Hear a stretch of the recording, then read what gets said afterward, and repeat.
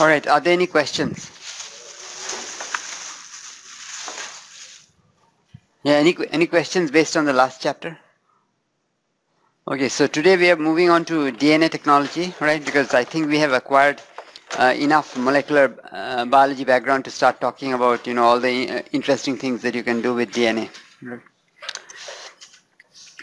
So in this chapter, we are going to take a look at some of the modern technologies that enable us to create genetic variation in the lab setting, right? What we talked about last time was genetic variation occurring in nature, maybe over millions of years, thousands of years, whatever, okay? But here, I mean, we cannot wait that long, right? In this era, if you're going to see things, you have to be able to, you know, get mutations to take place, you know, in real time, you know, without having to wait indefinitely for it. Now, it is a fact that humans have been unknowingly experimenting with DNA. For example, the crossbreeding between plants, like you do the tall plant, the short one, and then what are the progeny going to be? You know, people have been doing that for a long time, you know. And the beginning of the last century, Mendel actually did the breeding of pea plants, right? And he didn't know anything about chromosomes and 2 copies of each chromosomes, you know, but he had all that stuff figured out right, okay? So crossbreeding between plants and that between animals, these are instances of genetic reshuffling. In the early 1970s, that is about 40 years ago, it became possible for the first time to isolate a given piece of DNA out of the many millions of nucleotide pairs in a typical chromosome, right? And this in turn made it possible to create new DNA molecules in the test tube and then introduce them into living organisms, right? So this is referred to as recombinant DNA technology or genetic engineering, right? And you can do all those things right now, right, in the lab. And we can do some of that in our center also. Okay, we have the wet lab facilities to do that. Now, there are a number of developments that have spurred this activity in genetic engineering, right? The first among these is the discovery of certain enzymes that are called restriction nucleases, which are enzymes that will go and cut up DNA at certain specific nucleotide sequences. So here there are a few examples, 2 on this page and then another few more on the next one. So say for example this enzyme HAE3, right? Wherever it sees GGCC, right, it'll cut here, okay? Even from the other side, if you look at this GGCC, so it's going to produce another cut here, okay? So it'll cut it up like this. Then there's this enzyme EcoRI, right? So that is going to go and, you know, cut between an A and a G, right? So it'll cut it here. Then in the bottom strand, it'll cut between the G and that A, right? And it'll produce 2 pieces like this. So likewise, there are other enzymes that will cut in a very, and the good thing about these is they will cut in a very predictable fashion, right? It's not like, you can break up DNA using other techniques, but every time if you use mechanical shear or something like that, sometimes it'll break at one location, sometimes at another, okay? This one, every time you do it, it'll break at the same location, right? And there are many enzymes like that. Yeah, go ahead. What DNA? I didn't understand. No. But this enzyme will cut it up. So as long as it is in the presence of the enzyme, it cannot get back. Okay. Enzyme will cut it up. So you've broken DNA up into pieces. Yeah. Then here are a few other examples. There's this enzyme ALU1 that will go and cut between G and C. All right. Then this guy will cut between, again, C and G. Right. And at particular locations, you know, it'll look for certain patterns and then cut, okay? And you can see the ones at the top and the bottom, right? They are what are called palindromes, right? Because if you read from right to left, it's the same as reading from left to right, right? Then there is another one, and there are probably more examples, right? Now, the important thing to note, yeah, any questions? Sir? So, can we say that it's more likely to cut from a specific position than others? Yeah. Yeah, it is looking for particular sequences, okay, and it will cut at those locations, right? So restriction nucleases will cut DNA in a very predictable and replicable manner. Unlike mechanical shear, which is going to break up DNA, but there is no way to predict where the breakup is going to occur, right? Furthermore, the fragmentation locations due to mechanical shear will change from one run of the experiment to another, whereas these are going to be cutting exactly at the same location, right, no matter how many times you do the experiment. So that's one development, the discovery of restriction endonucleases, which are enzymes that cut up DNA in a very, very specific manner. The second development, all right, that has helped the cause of DNA technology is this thing called gel electrophoresis, right? So if you have double-stranded DNA, right, you can cut it, let's say with restriction nuclease 1, then cut it with restriction nuclease 2. You'll be getting two different sets of pieces, right? Now you can load these small DNA pieces onto a slab of agarose gel, right? So this is some kind of a gel. Now DNA is negatively charged because you have the sugar and the phosphate with 3 negative charges, right? So you subject it to an electric field. This plate is negative, this is positive. So, you're all doublies in here, okay? So if you subject it to an electric field, what is going to happen, right? The negatively charged thing is going to move, right? And it'll move by different amounts depending on its size. The smaller pieces will move the furthest, right? The larger pieces will move a shorter distance, okay? So you can separate out the fragments on the basis of size, okay? So this is another technique that has helped the cause of DNA technology in the last 40 years, right?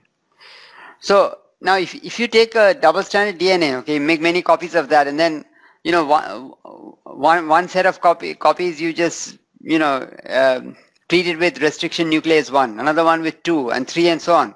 So you'll be getting different maps because the different nucleases will be cutting them up differently, right? So if you run gel electrophoresis, you'll be getting different patterns, okay? And you can probably use that to say something about the DNA sequence, okay? Not a complete picture, but some information you'll get by doing this kind of thing, right? Yeah. Mm-hmm.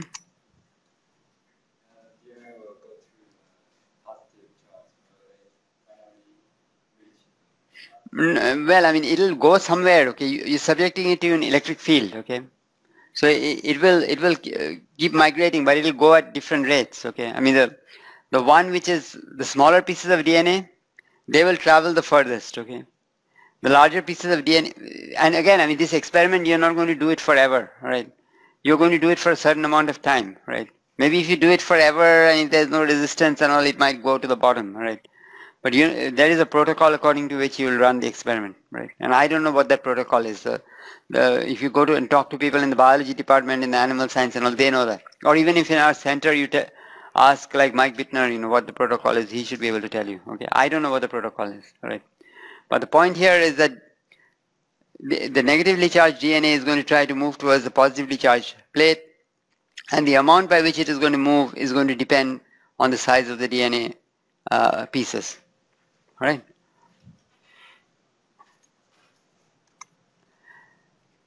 So in gel electrophoresis, fragments of DNA are loaded onto a slab of agarose gel, and don't ask me why agarose gel. That's what they use. Okay, it must be having the properties that are needed, right? I'm not a biologist. Otherwise, I would be a biologist. I'd be doing both of them, right? So I'm subjected to an electric field as shown in the figure. Since DNA is negatively charged, the fragments will migrate towards the bottom, and the distance that each fragment travels will be inversely proportional to its size. Now, if one incorporates the radioactive 32 phosphorus isotope, right, of phosphorus in the DNA before electrophoresis, then you'll be able to get the position information also, because that radioactive 32 phosphorus isotope is going to give out, some particles, right? I mean, it'll radioactively decay, and you can capture that on a photographic plate, right? So the DNA fragment positions after electrophoresis could be detected using this technique that is called autoradiography, okay, which is basically capturing the location on a photographic plate, right? Now, by comparing the sizes of the DNA fragments that are produced from a particular region of DNA after treatment with different combinations of restriction nucleases, so you can run different experiments, treat with nuclease number 1, nuclease number 2, and subject the resulting pieces to gel electrophoresis. So you'll get different patterns. So you will get a physical map of the region, could be constructed showing the location of each cutting site. Such a map is known as a restriction map. But this is not going to give you complete information about the DNA sequence, right? It's just a map, right? That's telling you, okay, if you cut it, it gets cut up at these locations when you treat with the different nucleases. So how do you go and sequence DNA, okay? So that's what we want to do next, right? And again, I mean, new students that have come here, all right, you should pay attention to this, because what Charlie is doing in his lab, Dr. Johnson is doing, that is what is called next generation sequencing, okay? That's a step above this, okay? So, but what are you doing in regular sequencing?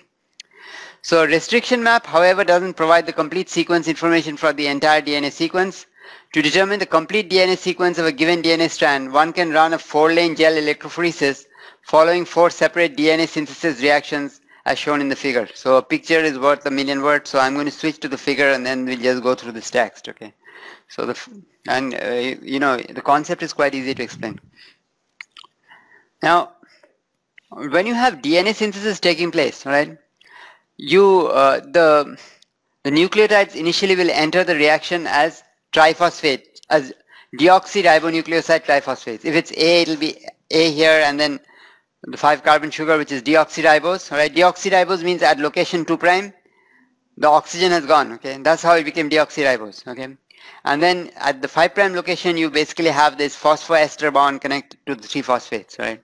Now, the way the DNA strand elongates when DNA is formed is that these guys are broken, right, to make the reaction go forward, and then you get the monophosphate basically tagged in. Okay, and how does the next nucleotide get attached to this? Well, it reacts.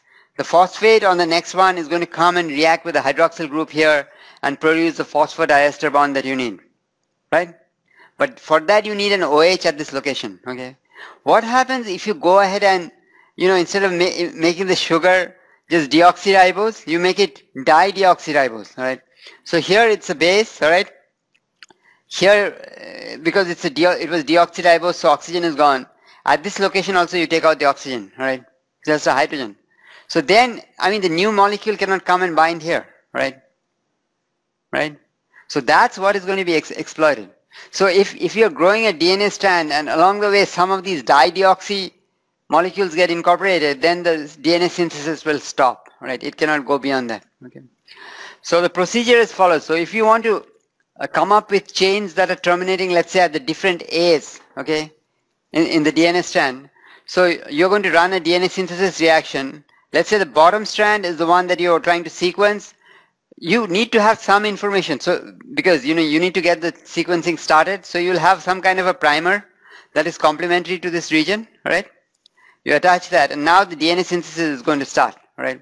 So the DNA polymerase is going to go look at the strand at the bottom and basically synthesize the complementary strand. Okay. Now, what you do is you add A, G, C, T, all these deoxyribonucleoside triphosphates, right? They're needed for driving the reaction. But then you also add, let's say if you're interested in chains terminating at the A locations, you add a small amount of, let's say A deoxyribonucleoside triphosphate, right? Then what is going to happen is that, it's not going to happen every time, but you'll add it at the right concentration to make sure that when the DNA synthesis has started, right, it reaches this point, at least in some of the strands this A gets incorporated, right? This thing that prevents strand extension, that will get incorporated, okay? That's the idea. Now again, what's the concentration and all that, I don't know, okay? This is called Sanger sequencing. This is the original method of sequencing, all right? So that way you'll be able to keep track of all the A's, okay? And I'll show you in a minute how you do that. But you want to do G, C, and T also, okay? So you're going to run 4 separate DNA synthesis reactions, all right? And then run gel electrophoresis in all of them, all right? Let me show you. So this slide is going to explain the procedure completely.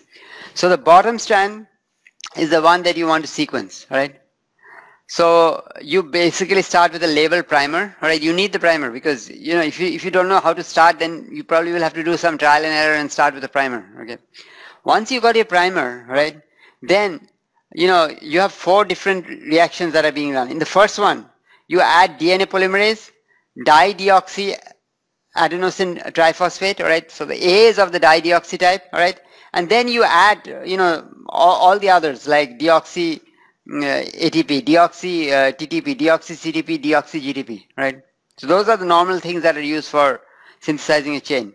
Then what is going to happen is that some of the strands, okay, not on all of them, some of them will terminate at the first A, all right?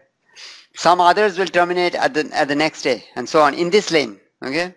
Second lane, some of them will terminate at the first T, some of them at the second T, and so on. Okay, again, not all of them, all right? Same thing here. Some of them will terminate at the first C that is synthesized, second C, third C, and so on. Some of them will terminate at the first G, some at the second G, third G, and so on, okay? Now you go ahead and run gel electrophoresis, okay? Now the piece which is the shortest, okay, which is this one, is going to move the furthest, okay? The next one in line is going to be coming from the T channel, right?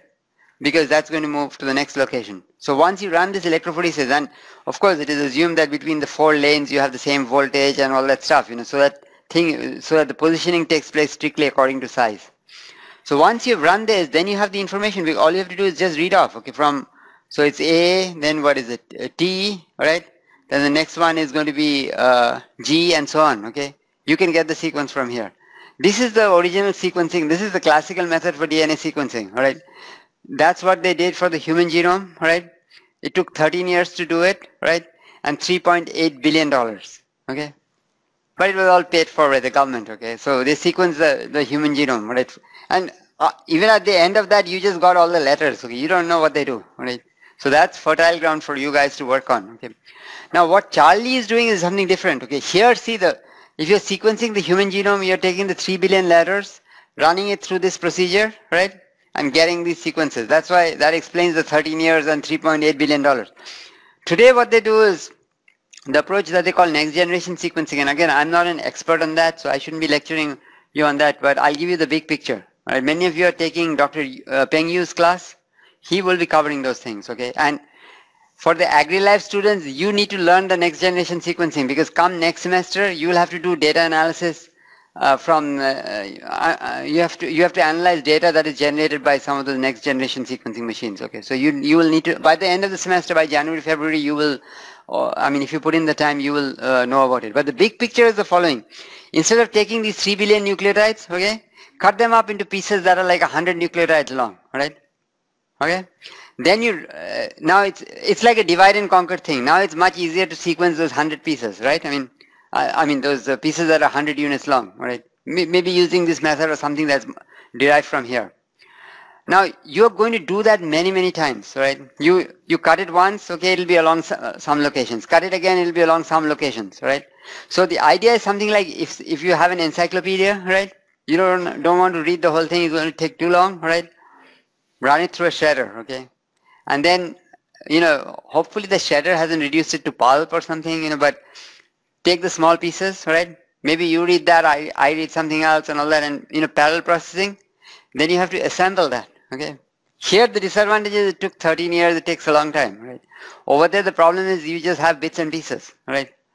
And the idea is every run of the experiment is going to be different, right?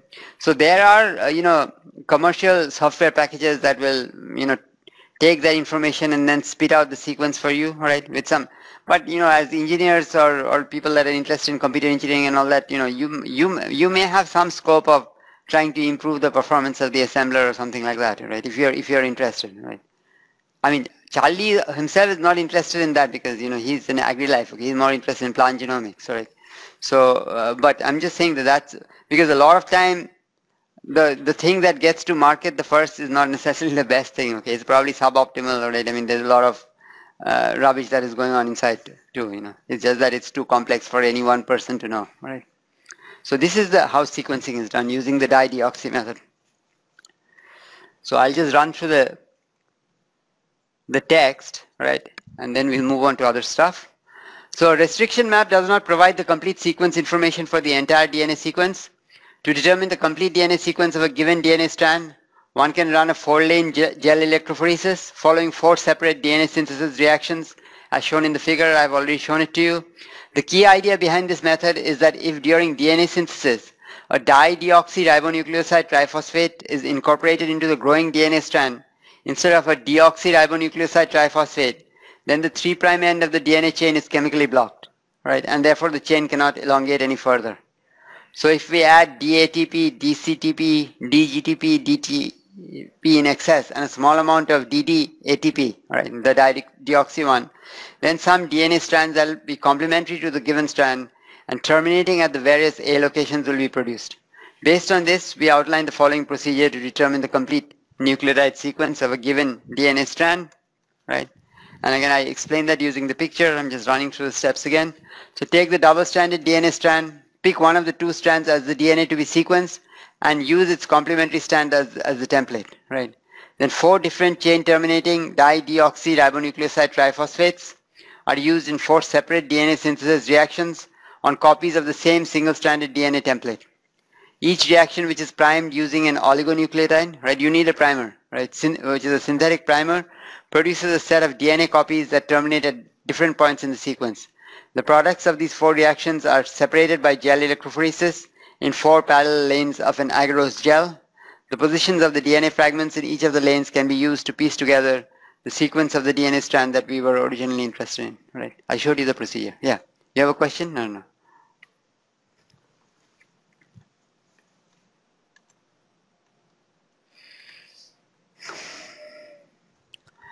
Now, another thing that you have to keep in mind is that if you subject double-stranded DNA to high temperatures or high pH, the 2 strands of DNA can be made to separate, right? And this is referred to as denaturation of the DNA. By slowly cooling the DNA or lowering the pH, the DNA can be made to renature, that is, reform the double helix, right? The nucleic acid hybridization-based techniques make use of the complementary base pairing properties of nucleotides. A always pairs with T and G pairs with C, right? We know that. Now, one application of DNA hybridization is in the prenatal diagnosis of genetic diseases, for instance, sickle cell anemia. So even before the child is born, they can screen for that. Okay. Now, if you're going to examine a single gene in the human genome, then you have to search over 3 billion nucleotides, right? So that's a big task, right? But if you know the exact region where you're looking for the mutation, right, then it becomes a lot easier, right? And for example, in the case of sickle cell anemia, they know the exact region where the mutation takes place, right? That causes sickle cell anemia. So you can go fishing for that, you know. Yeah, this picture is just showing the denaturation and renaturation of DNA. So it's a double helix, high temperature, high pH. It'll become single-stranded, but then you cool it slowly, or you lower the pH, it will again form the double helix. And it's an extremely stable molecule, and that's the reason why, you know, criminals after committing a crime, you know, they will probably leave some DNA behind, you know, even if they try to burn the evidence or do whatever, you know, some stuff is usually left behind. At least enough for them to get caught, you know, So this tremendous specificity of DNA hybridization makes it possible to basically go looking for a single gene even in the human genome in a fairly tractable way. For example, for sickle cell anemia, the exact nucleotide change in the mutant gene is known. Okay, you know that some letter G may be changed to C, right? I don't remember what the exact change is, but that is known, right? So for prenatal diagnosis of sickle cell anemia, DNA will be extracted from the fetus, from the fetal cells, and then 2 DNA probes are used to test fetal DNA. One will correspond to the normal gene sequence in the region of the mutation. The other will correspond to the mutant gene sequence, right? So you'll create the complementary sequence for each of them, right? And what is a DNA probe? A DNA probe is a short single-stranded DNA. An oligonucleotide. An oligonucleotide means a nucleotide which has been made artificially, right, in the lab. Right? That is used in hybridization reactions to detect nucleic acid molecules containing a complementary sequence. And many of you may have heard of microarray technology. Even that's also based on nucleic acid hybridization. Okay, the big thing about microarrays, and I will talk about microarrays in more detail after a few lectures, is that in the case of microarrays, you want to measure the activity of thousands of genes at the same time. Okay, so it's like a gene chip, just like you have integrated circuits. It's like a gene chip. Instead of looking at one gene at a time, the complements of thousands of genes are immobilized on a slide. All right, and then you want exploit this hybridization related to base pairing, right? To see you know, where hybridization has taken place and where it hasn't. Right? I will cover this in detail later when we get to the informatics section.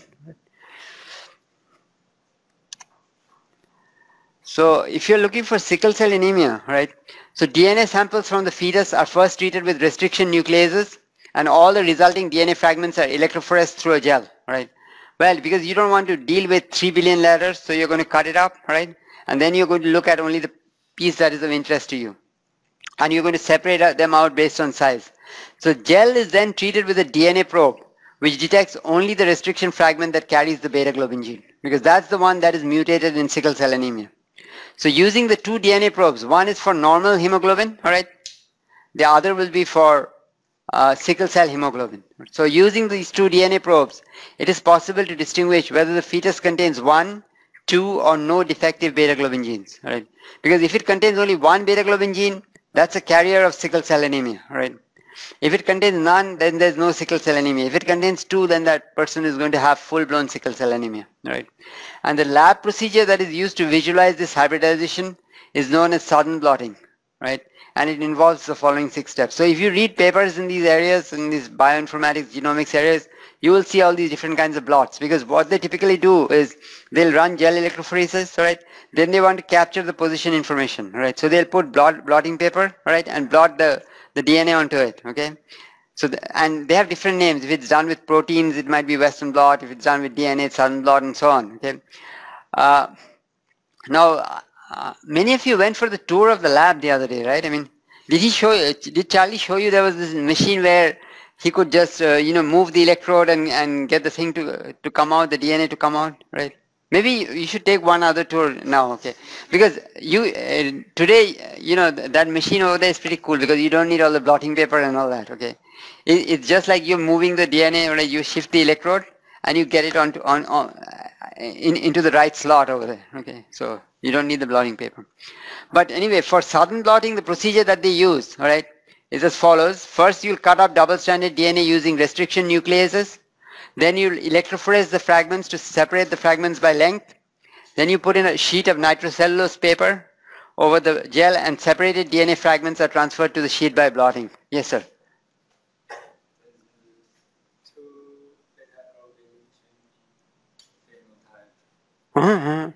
Yeah, the normal one. Oh no, yeah. 2 beta globin genes means, yeah. Yeah, one is genotype, but it will be a carrier. That person will not have full-blown sickle cell anemia. Because if a person has full-blown sickle cell anemia, all right, they are going to have real trouble, because then all their hemoglobin is defective. Hemoglobin is a molecule that is supposed to bind oxygen in the lungs and carry it to the cells for cellular respiration. So if your hemoglobin is not the right shape, right, you cannot pick up oxygen, right, which means that you will not last very long. So we have full blown. But if you're a carrier, you might feel tired because you have half the number of functional hemoglobin.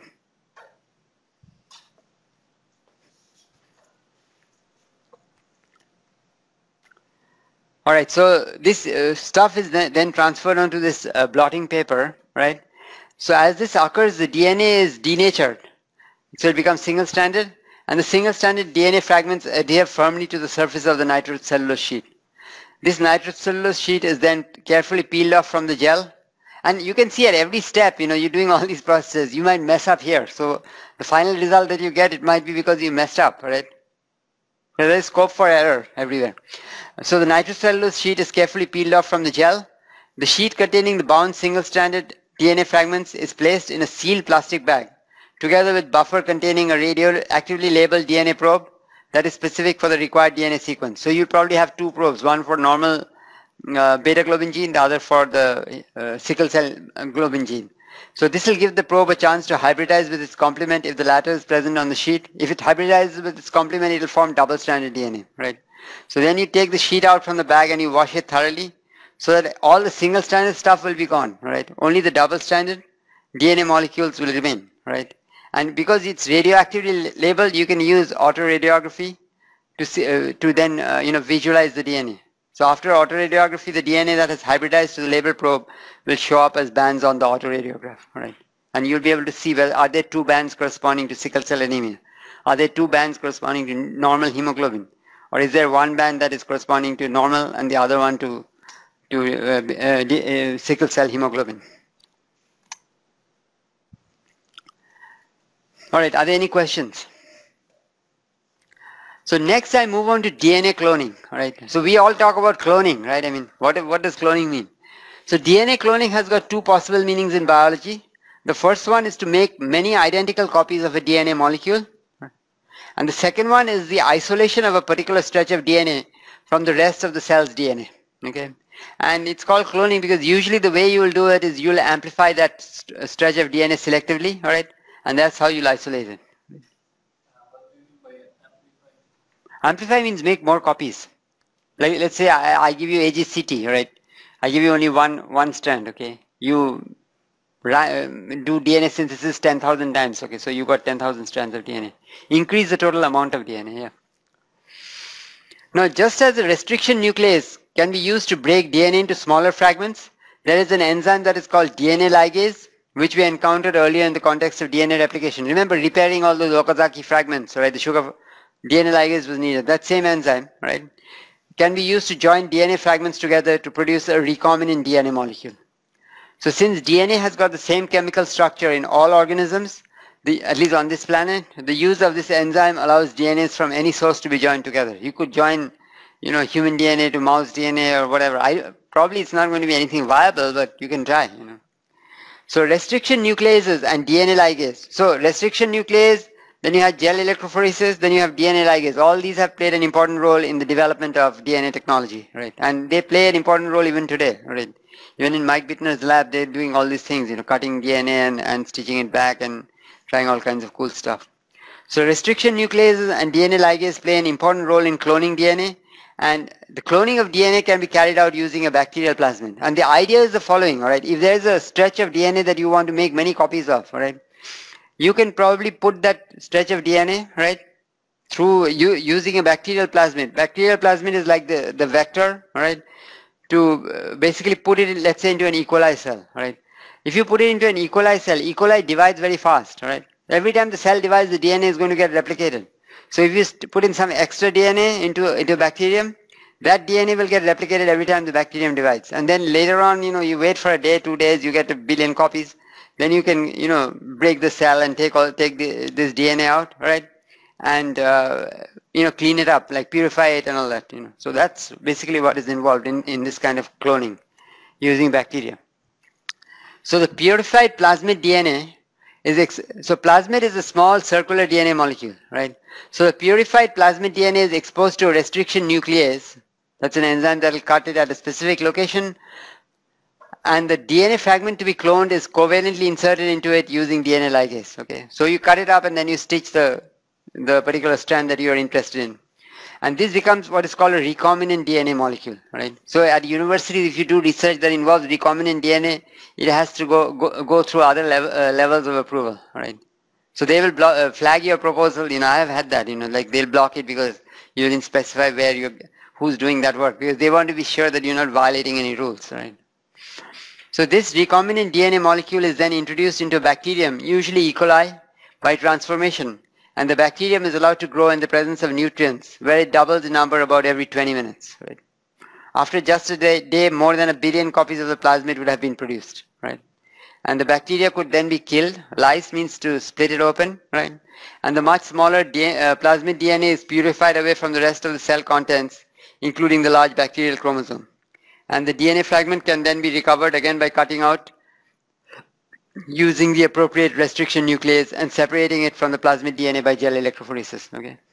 So basically the bacterium is like the factory that is going to really make things a lot faster. So you package it, put it in there, let it grow, and then you take it out later. So that's one way of doing DNA cloning. Now human genes can be isolated by DNA cloning, right? Like you're interested in a particular gene, you can take that part of the DNA, right, and put it onto a plasmid vector, right, and inside E. coli and get many copies, right. Now dealing with the unfragmented 3 billion nucleotides of the complete human genome is a daunting task, right. I mean the numbers itself tell you the story, right. So this could be avoided by breaking up the total genomic DNA into smaller, more manageable pieces to make it easier to work with. So to do so, the total DNA extracted from a tissue, sample, or a culture of human cells is going to be cut up into a set of DNA fragments by restriction nuclease treatment, and each fragment is then cloned using bacterial plasmids as we just discussed, right?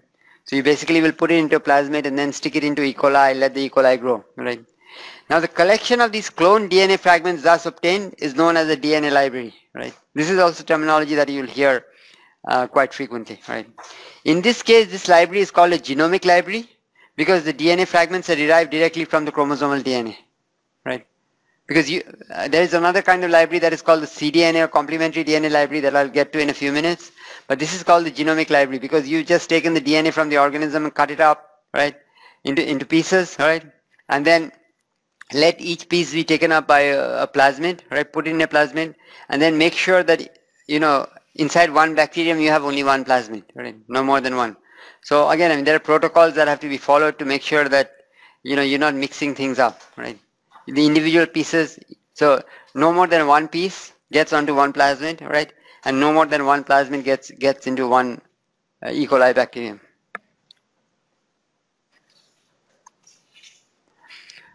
So while producing the genomic library, one must make sure that each colony of E. coli produces clones of only one DNA fragment, right?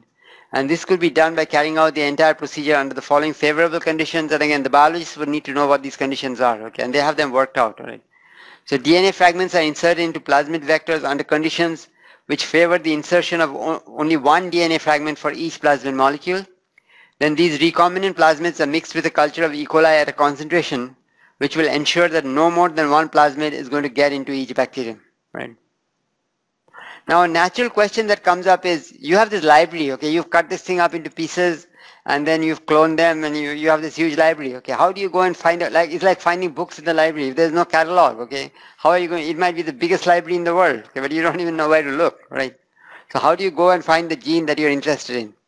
Now one thing about DNA is that if you have the complementary sequence, right, you can use that as a probe, okay, and probe all these colonies and to figure out which one contains the gene that you are interested in, okay. So if the sequence of the complementary DNA is known, one could make a probe and use it to identify the particular gene by exploiting the properties of nucleic acid hybridization. If on the other hand the sequence of the gene is not known, right, you don't know the sequence of the gene that you're looking for, right, you can use protein sequencing to identify a few of the amino acids coded by the gene, right? Like if you can take the corresponding protein, right, then cut off the amino acids one by one, then you know from the genetic code, what that should be, right? So take a few of them, build a probe, right? But then you will pick up the entire gene because, some part will be matching, you'll pick up the entire gene or that cut portion you'll pick up, not the entire gene, the entire DNA fragment, right?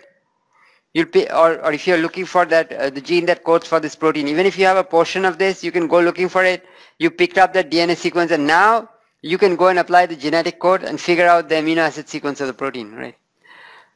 So if on the other hand the sequence of the gene is not known, one can use protein sequencing to identify a few of the amino acids coded by the gene, right? Now by using the genetic code in reverse, the DNA sequences which code for these amino acid sequences can be deduced and you can produce a suitable DNA probe synthetically. So using this probe, those rare bacterial clones that contain human DNA that is complementary to the probe can be identified by exploiting the properties of DNA hybridization. And it is possible that for a given gene, several clones may be identified because you've cut it up into pieces. You never said that one gene is in one piece, okay? One gene might be spread across many pieces, right? So as no single clone might contain the entire gene. And this is especially true for long DNA sequences having lots of introns.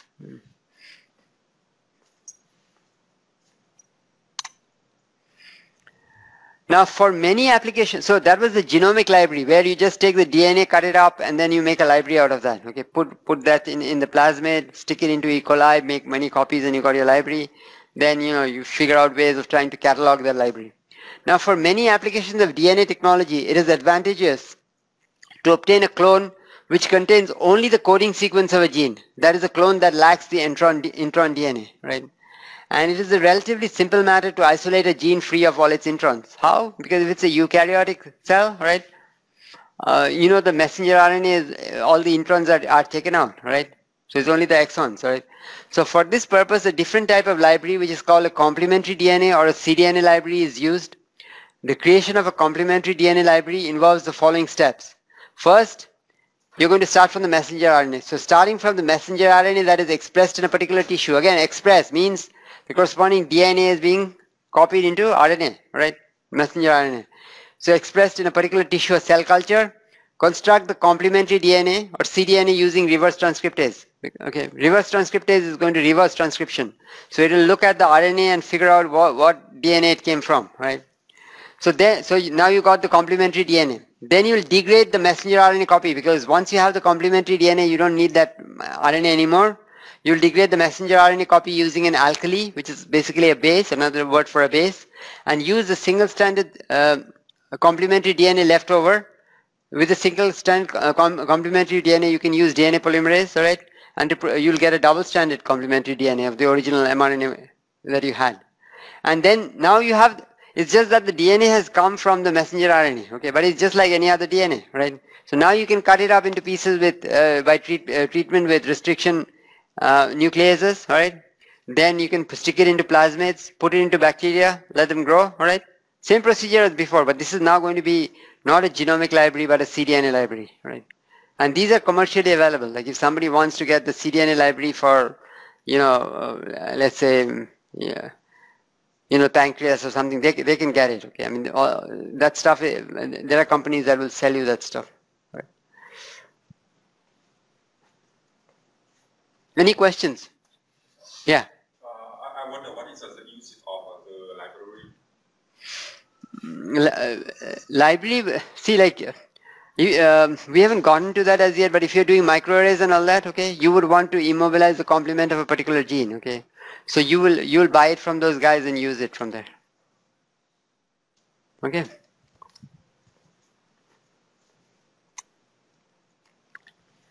So based on our discussion so far, we can highlight the following main differences between DNA clones and cDNA or complementary DNA clones. Genomic clones represent a random sample of all of the DNA sequences found in an organism's genome, while cDNA clones contain fragments of only those genes which have been transcribed into messenger RNA in the tissue from which the RNA came, right? So since cells of different tissues produce distinct sets of RNA molecules, a different cDNA library will be obtained for each type of tissue. Whereas for the genomic library, it will be the same, right? Because it's the same genes that you have across all cells of the organism. Now, genomic clones from eukaryotes, they contain large amounts of repetitive DNA sequences, right? Introns, gene regulatory regions, and spacer DNA, okay? What some people refer to as like junk DNA and all that stuff. In addition to protein coding sequences, while cDNA clones will contain only coding sequences. So these are pretty good because you can actually see if you're going to produce a human protein, right? Let's say in bacterial cell or a yeast cell, right? Then the bacterial cell or the yeast cell doesn't have the capability to take out introns, right? After transcription, right? It cannot produce messenger RNA. So it would be nice to give this, some sequence without the introns, right? So the bacterial cell can also produce the protein, right? That you are interested in.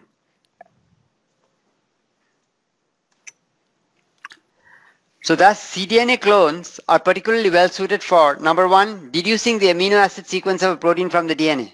Because all the non-coding stuff has been taken out, alright? So if you look at the cDNA clone, the sequence over there, you can take every triplet will code for an amino acid. So you'd be able to figure out the amino acid sequence of the protein of interest. And the other application for which cDNA clones are very useful is for producing the protein in bulk by expressing the clone gene in a bacterial or yeast cell, right? And this is better, like let's say if you're,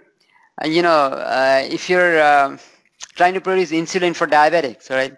Now if you're going to do that in animals and all that, you run the risk of, picking up, let's say if that animal has AIDS or something like that, the person who uses who takes that insulin shot will probably get AIDS, right?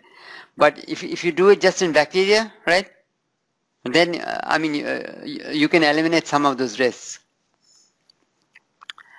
Now we note that hybridization allows even distantly related genes to be identified. Like DNA can base pair even when there is not a perfect match, right? So hybridization can be carried out under conditions that allow even an imperfect match between a DNA probe and its corresponding DNA to form a stable double helix, right? It's not very strong, but it's still stable enough. And this can be used to identify closely related genes using a single DNA probe, or even use a DNA probe for one species to identify the corresponding gene for another species. For example, let's say you've sequenced the human genome, right? You know what the beta globin gene looks like, right? And you're looking for the beta globin gene, right? In the case of, let's say, mice, all right? You can use the human gene, right, as a probe, right? Because of the large parts of it will be complementary, so you'll be able to pick it up. So you can cut down on the discovery time. Now another technique that is used to amplify DNA, right, again it gets back to your question, is what is called polymerase chain reaction, right? Polymerase chain reaction, or PCR, is a synthetic procedure that can be used to selectively replicate a given nucleotide sequence quite rapidly and in large amounts from any DNA that contains it. Each cycle of the PCR reaction consists of 3 steps as shown in the figure, and again let me explain from the figure first. Right? So in step number 1, right, you have this double-stranded DNA, you heat it up, You separate it out into 2 single strands. Now, the region you're interested in amplifying is the one bracketed by these 2 primers, the green one and the red one, right?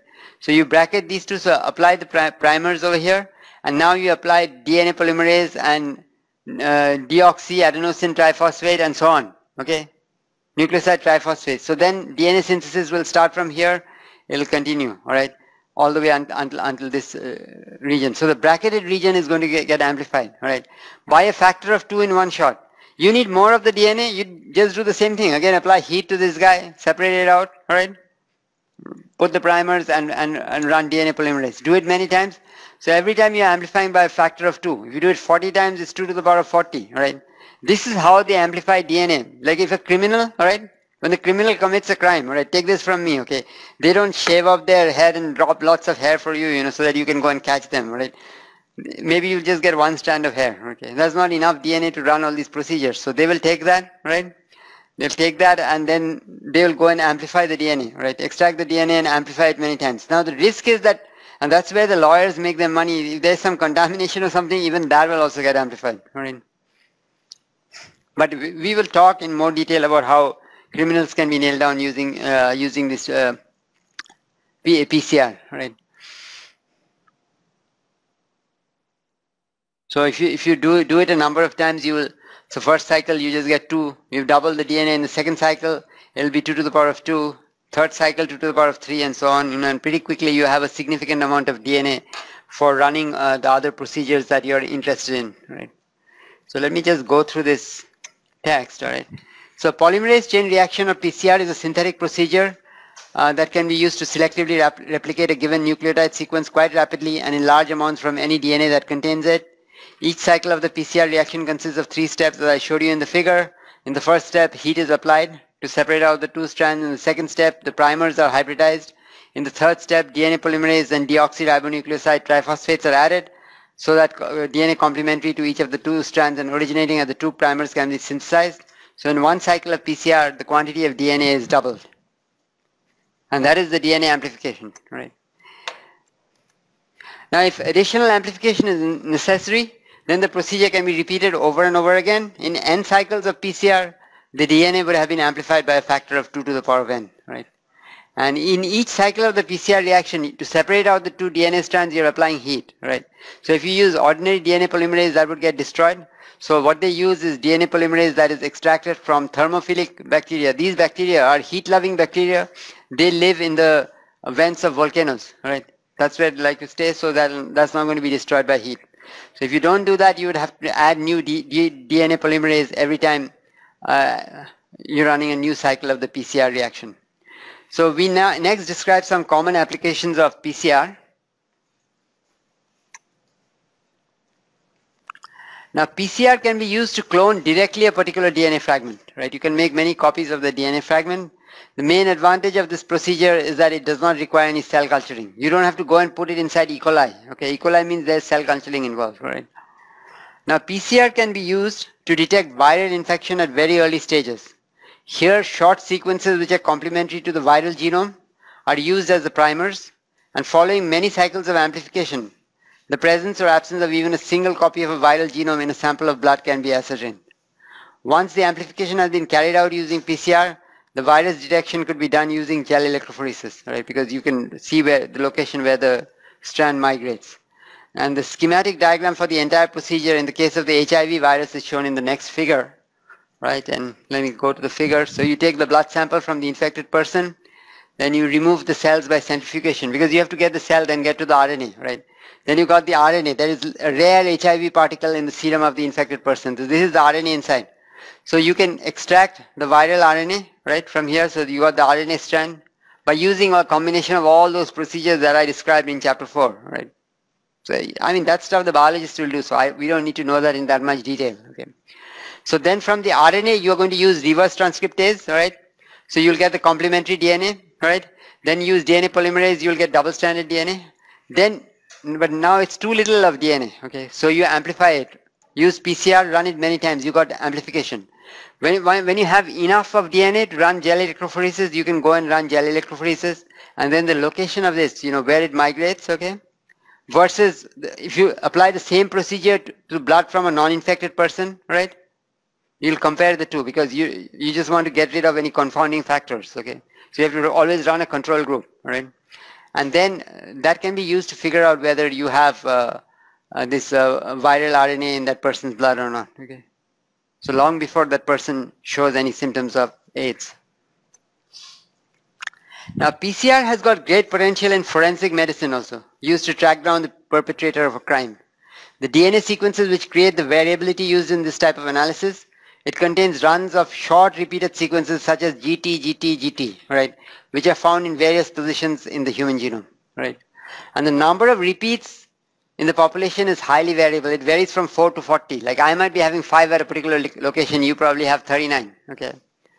So a run of repeated nucleotides of this type is commonly referred to as VNTR, or variable number of tandem repeat sequence. Now, because of the variability in these sequences, each individual will usually inherit a different variant of each VNTR locus from their mother and from their father, okay? Because we have 2 copies of every gene, okay? So each VNTR loci, we are going to have 2 different, on 2 different genes, all right? And there will be different number of repeats, okay? Depending on what you got from your mom and from your dad, okay? So 2 unrelated individuals will therefore not usually contain the same pair of sequences, right? And this can be used to track down the suspect in a criminal investigation, right? So a PCR reaction using primers which bracket the VNTR locus produces a pair of bands of amplified DNA from each individual, one band representing the maternal variant and the other representing the paternal variant, right? And I think let me stop here for today because this stuff is quite interesting, all right? We'll just continue from here next time, okay? But the whole idea is that there are different number of repeats, okay, at these VNTR loci, all right? So we'll go and selectively amplify the DNA in there, okay? And then run gel electrophoresis, okay? And then see whether the bands match up from the suspect and from what you collect from the crime scene. If they don't match up, right, that means that person, can be eliminated from the list of suspects, right? But if they do match up, doesn't mean for sure that that person committed it. And that's again fertile ground for the lawyers because they can calculate the probability that this guy committed the crime and then they'll argue back and forth, you know. So I will talk more about this next time.